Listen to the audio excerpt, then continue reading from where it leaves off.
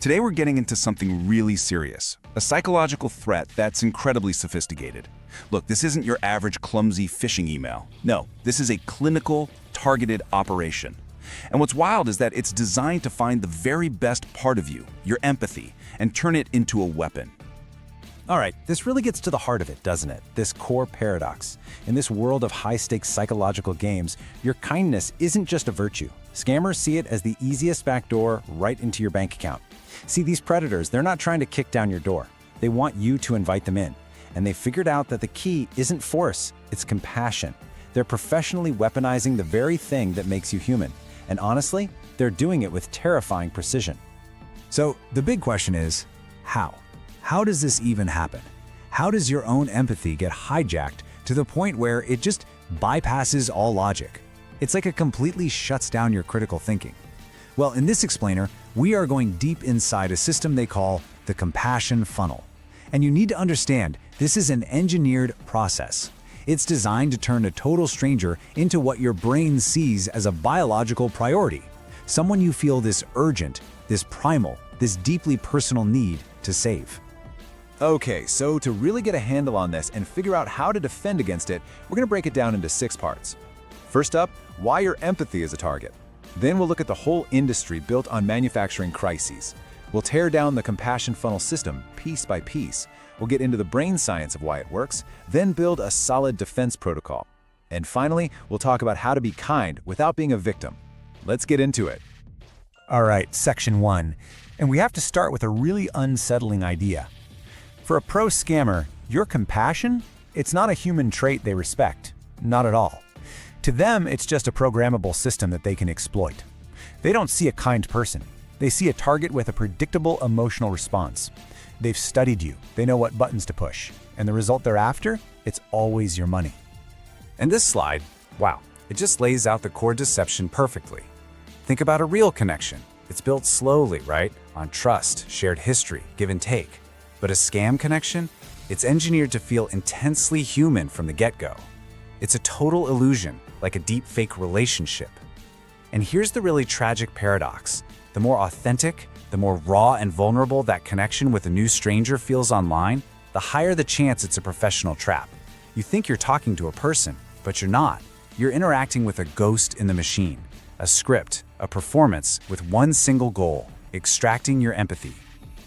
Okay, section 2, the manufactured crisis industry. And you have to understand, this isn't about just one person telling a sad story. No, this is so much bigger. We are talking about an entire industry where emergencies aren't just found, they are manufactured, for profit. They're deployed all over the world, and they're constantly being tweaked with data to see what works best. It's a business. So let's talk about this term, crisis mining. It sounds technical, and it is. It's a systematic process. These days, scammers are using some pretty sophisticated tools, even AI, to create what are called victim avatars. And we're not just talking about a fake profile picture. No, these are detailed, convincing personas. They've got AI-generated backstories, fake family photos, even whole networks of fake friends to look legit. And this whole avatar is built to exploit something in our brains called the identifiable victim effect. See, our brains are just wired to feel way more empathy for one specific person's story, the little girl stuck in a well, than we do for a statistic about millions of people. Scammers know this, so they engineer that one perfect, heartbreaking victim just for you. And the damage here, it is just devastating. Look, it almost never starts with them asking for thousands of dollars. It's designed to ramp up, to pull you into this thing called a chronic rescue cycle. So maybe it starts with $50 for groceries. Okay. A week later, it's $200 for a utility bill. Then a month later, it's $5,000 for some medical emergency. And before you even know what's happening, you're trapped in this years-long cycle of sending money, cashing out retirement funds, taking out loans. But the money, as bad as that is often not even the worst part. The real trauma is realizing that your deepest act of kindness was actually you signing off on your own robbery. That shatters your trust in people, and maybe worst of all, your trust in yourself. Okay, section 3, the compassion funnel system. This is where we get into the nuts and bolts. We have to understand the system. So let's put on our analyst hats and break this down like a psychological heist, because it's not random. It is a carefully crafted playbook, a funnel designed to peel away your defenses layer by layer. So this whole compassion funnel thing, It runs in 5 clear phases, and each step is designed to do one thing: dismantle your skepticism and ramp up your emotional investment. The goal is to make giving them money feel less like a choice and more like a moral duty. So let's walk through the blueprint. All right, phase 1, targeting and sentiment. The pros will actually audit your public social media profiles. They're looking for what they call empathy markers. Posts about your family, your pets, charities you support, even just supportive comments you leave for friends. They're searching for your emotional soft spot. Then comes phase 2, the vulnerability exchange. A scammer never ever starts by asking for money. They start by giving you a story, a fake personal tragedy, loss, betrayal, you name it. They do this really early on to create this powerful but totally artificial bond.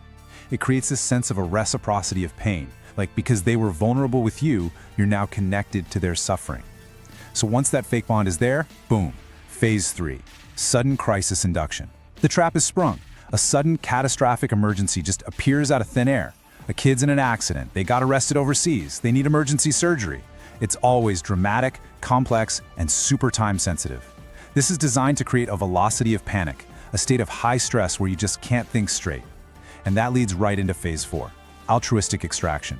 This is where they use high-stress tactics, constant frantic texts, tearful calls, to make you feel like you are the only one in the entire world who can save them. They'll even try to isolate you, saying things like, "Oh, please don't tell your family. They just wouldn't get it." The pressure is immense, and the only way to make it stop is to send the money. And just when you think it can't get any worse, you hit the most cynical step of all.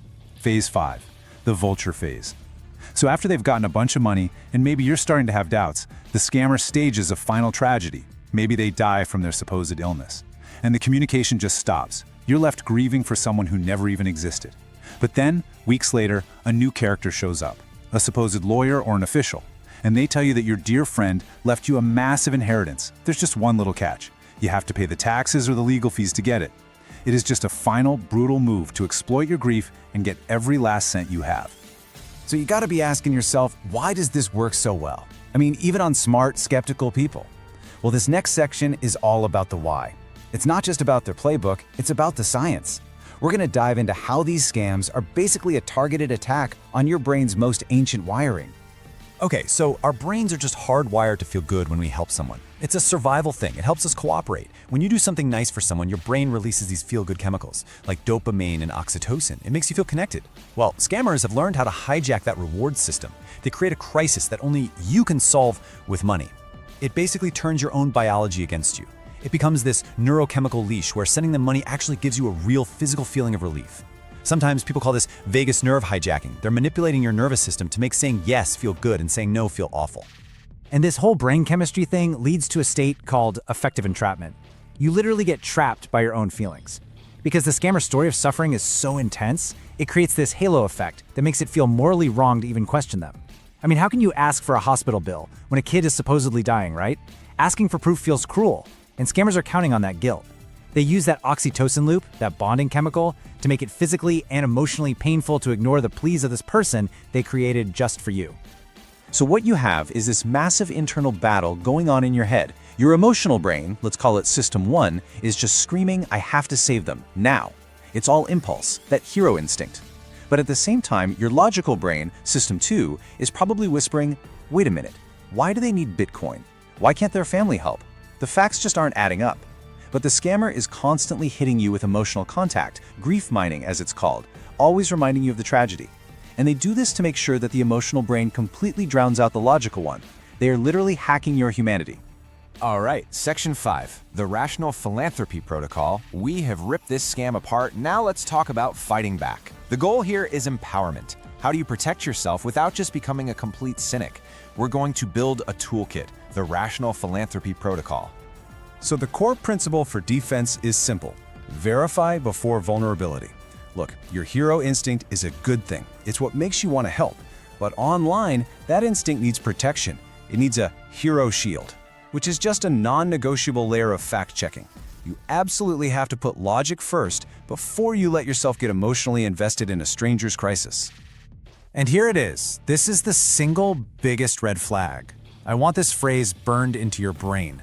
The second anyone, especially someone you just met online, tells you that you are the only one who can help them, you're not being trusted, You are being targeted. I'm going to say that again. You're the only one. That is the ultimate manipulator's phrase. It's designed to stroke your ego while completely shutting down your common sense by making you feel responsible for everything. So what's the most effective thing you can do when you're in that high-pressure moment? It's simple. It's time. Give yourself a mandatory 48-hour cooling-off period. I don't care how urgent they say it is. Never ever send money within the first 48 hours. That delay is a circuit breaker. It completely dismantles that velocity of panic the scammer needs. It just gives your brain time to calm down, for the stress to fade, and for your logical side to finally get a word in. Okay, let's put together the rest of your defensive toolkit. A few more key strategies. First, do an unearned crisis audit. Just ask, is a person I've never met in real life asking me for survival money? If yes, it's a scam. Period. Second, practice institutional verification. This is so important. If they say their kid's at a certain hospital, don't use the number they give you. Google the hospital's main desk, call that number, and ask for the patient. If it's a legal thing, ask for the case number in the court, then check it yourself. Third, use the strategic wall script. You just say this calmly. I have a strict policy of only donating to registered nonprofits. I can't send personal funds, but I can help you find official resources. Now watch their reaction. A scammer will get angry and try to guilt you. A real friend will understand. And finally, report them. Report them to the FTC. It's how you reclaim your power and help protect other people. All right, section 6. Logic first, heart second. Let's pull this all together. The big lesson here is not to become a cynic. It's not about closing yourself off or stopping being a good person. It's about learning to use your kindness wisely. It's about protecting that part of yourself so your generosity can actually get to the people who really need it. And this right here is the critical difference you have to remember. A real friend asks for support, your advice, your time, maybe a small loan. A scammer, on the other hand, demands a sacrifice. They demand your savings, your retirement, your future. See, they don't want your help, they want your assets. And recognizing that difference between a request for support and a demand for sacrifice, that is your greatest power. So let's just recap the whole thing right here. The scam, it's called pathological ingratitude, creating a fake intense bond. The system, it's sudden crisis induction, using panic to shut down your brain. The psychology, they're exploiting your savior complex, that desire to be the hero. And your protection, it's rational philanthropy. You lead with logic, you verify the facts, and then you can follow with your heart.